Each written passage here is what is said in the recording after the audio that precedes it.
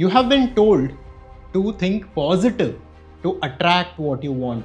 The law of attraction has been marketed in so many ways, in so many superficial methods in the last decade. Today, you will discover something deep about how reality works.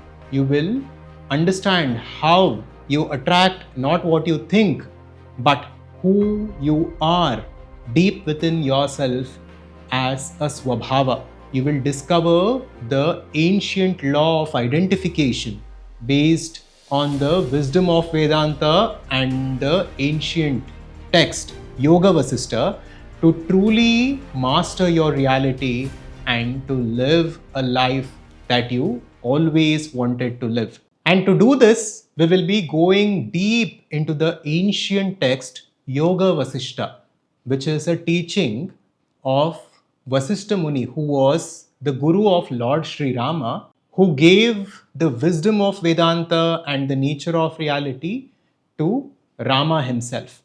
And first, we will begin with a story. This story comes directly from the ancient Yoga Vasistha.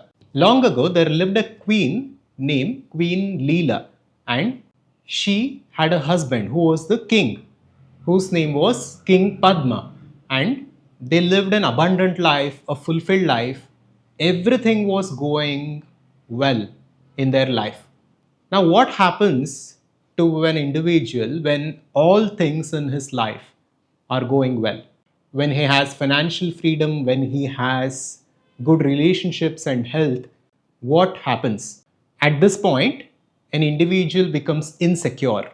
He begins to worry, what happens if I lose all of this?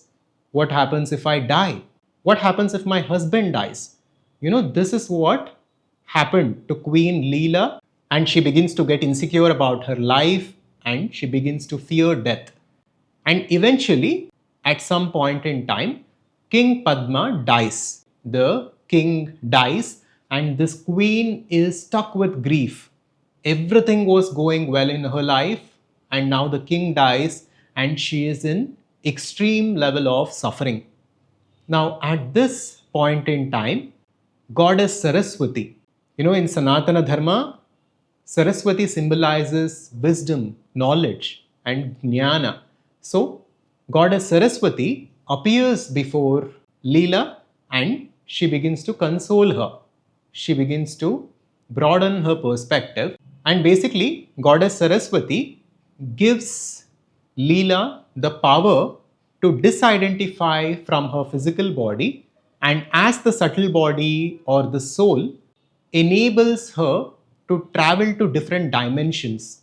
There are different dimensions, different realities as per this ancient wisdom that we are currently unaware of or we cannot currently tap into. There are different frequencies in which different realities exist, and based on our level of identification, we are currently experiencing just one aspect of reality.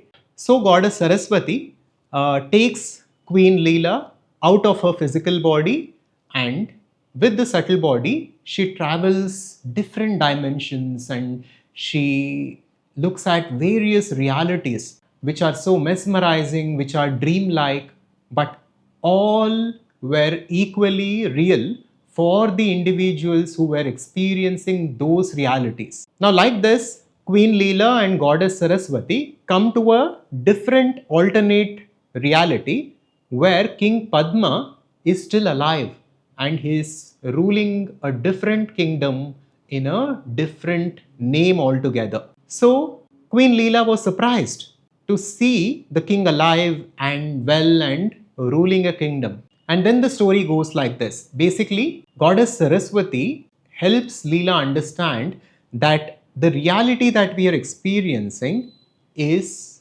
Maya. It is a consequence of our own mind. And each of the realities that we experience as individuals are constructs of the mind based on the memory we carry, based on our tendencies and our beliefs and mental constructs. Each of us project a reality for us to experience. And like this, the story goes, and ultimately, Saraswati broadens the perspective of Leela to help her understand that she is not the physical body, she is not the subtle body, but she is the infinite consciousness, and there is no death to that. King Padma and Leela and Saraswati and everything else is one at that level, and for that dimension, there is no death. And when we access that and when we understand that, we experience true fulfillment and freedom. So, this was the story. But this video is about the law of identification. You know, within the story, when goddess Saraswati takes Leela into an alternate reality where King Padma in a different name is ruling a different kingdom, both goddess Saraswati and Leela enter a room in which the king was residing. And they enter the room by going into a small peephole. You know, these holes that are there in the doors. We call it peephole or keyholes. So, this queen and goddess Saraswati enter the room through that small keyhole. Now, at this point, as Maharshi Vasistha is explaining this story to Lord Sri Rama gets curious and he asks his guru Vasistha, how can people enter a small hole and go through it? Can everyone do it? So, how are these people able to do? Was the question that Rama asks Vasistha Muni. Now, to explain the concept to Lord Sri Rama, Vasistha Muni talks about identification. The sage Vasistha tells Sri Rama that for the person who is identified with the body and who is identified with the physical dimension, it is impossible for such a person to do such things. But this is not due to the inherent limitation of a human being. It is simply because of his identification. So, this is the law of identification that we need to understand. Inherently, we are infinite beings with infinite potential. Your potential here and now is truly infinite. If you are experiencing a limitation, it is because of your own identification. Whatever we identify ourselves with is what we become. Basically, what Sage Vasistha helps Lord Sri Rama understand is this: your limitations exist only because of who you think you are. This is very, very important, and I want you to memorize this. Your limitations exist only because of who you think you are. At every level, at every dimension, whatever limitations, whatever scarcity you are experiencing is only because of the law of identification. The law of identification states you become what you identify with. If you identify as the body, you will experience the limitation of the body. You will suffer when the body suffers. You will be a victim of the fear of death and many other fears. All of this because not you are inherently limited somehow, but it is because you have chosen a reality based on your identification, consciously or unconsciously. But when we talk about the law of identification, there are very many levels to it. So now we will explore the different levels in which we identify ourselves with and because of which we experience this limited reality that we currently experience. First of all, we need to understand from the Vedantic perspective that we are infinite in our essence. We are truly infinite. This dimension is called as Atman in the Upanishads. So, that is the true essence of who we are. Now, we do not experience this currently. We experience ourselves as a limited identity, as a limited swabhava. So, this is what we call our swabhava. We are tied to an ego and the body, and we feel like we are the body. Right now, we experience ourselves as this swabhava, and within swabhava, there are different samskaras, which are beliefs and habitual traits. Beyond that, there is the physical body that each and every one of us have, that we can see, feel and touch. And beyond that is the subtle body, or the sukshma sharira, which is mind along with prana, which is a subtler body that we carry. Now, this subtle body travels from one physical body to the next.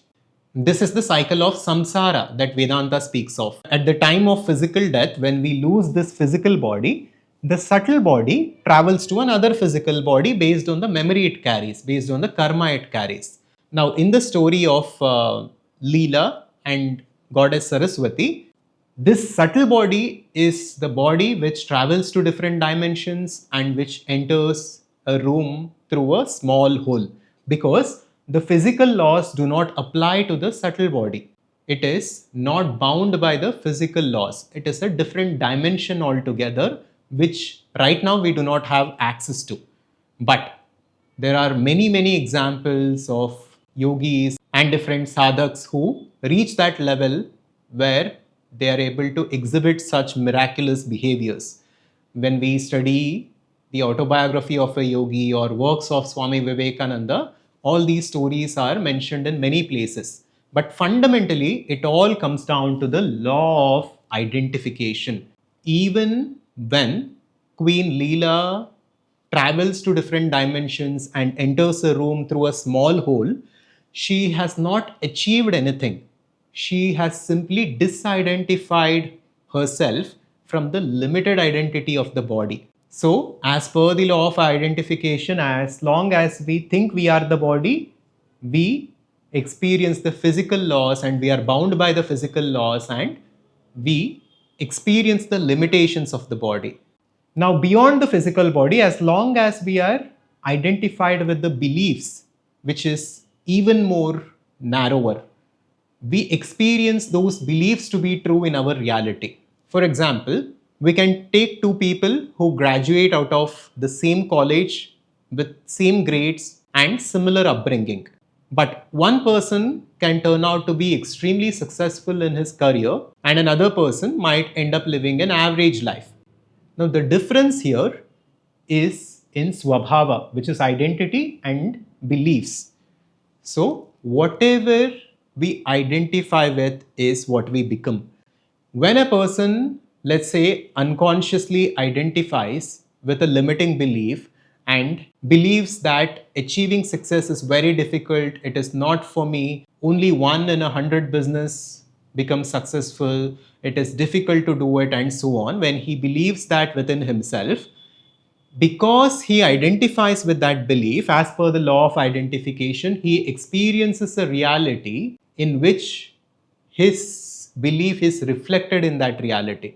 At the same time, another person might believe that success comes easily to him, that he is worthy of success, and it is possible to be successful if he learns the right things, if he does the right things, and if he constantly works on himself and his career.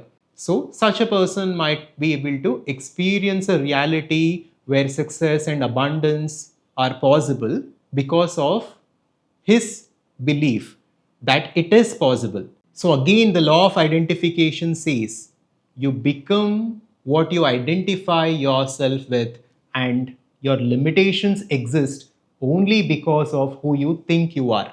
So, at one level, the practical takeaway for professionals, entrepreneurs, and seekers who are listening to this is that take an audit of your beliefs and your swabhava, your identity. What kinds of beliefs are you holding? Whether they are positive and whether they are in congruence with your vision for your life, or whether they are negative and whether they are not in alignment with who you need to become. Work on removing your negative beliefs and limiting beliefs, because your reality is tied to those beliefs based on the law of identification. And this is one aspect. Beyond that, we are all identified with the body.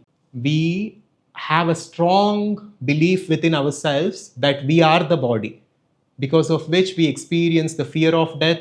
And psychologists say that almost every other fear is tied to the fear of death. So, later on, after working on our limiting beliefs and swabhava, we need to work on disidentifying with the physical body through meditation, through self inquiry, through surrender and gratitude. We can create a gap between our awareness and our body. We can see that we are not the body. The more we understand that we are not the body, we expand our perspective and we get rid of all fears, including the fear of death. But Vedanta doesn't stop here. It further states you are not the subtle body also. So, Vedanta says you are not the Swabhava, your identity and your beliefs. You are neither your physical body, the Sthula Sharira, nor you are the subtle body, which is the Sukshma Sharira, because even that is limited in a way. Although a subtle body can do a lot of miraculous things compared to the physical body, even that is not unlimited, even that is not infinite. Vedanta says beyond all this, your nature is infinite, and that is the infinite consciousness or Atman. Realizing that is the ultimate goal in Vedanta, and that is called moksha or liberation. It is just about disidentifying from all limitations and seeing yourself for who you are. That is the goal. We only experience a reality based on our level of identification. If our bodily identification is strong, that is the reality that we experience. If our bodily identification is less, and if we are identified with the subtle body, now we experience a different aspect of reality. So, this is how it works. So, it's not about attraction, but it's about identification. And finally, understand that every identification is limited. When you drop all identifications, that is when you recognize who you truly are as the infinite consciousness. Finally, these are the takeaways from this video. Number one, fear of death begins with body identification. Number two, consciousness transcends space, time, and death, and you are that consciousness. Number three, reality mirrors your level of awareness. And number four, self realization is the ultimate goal.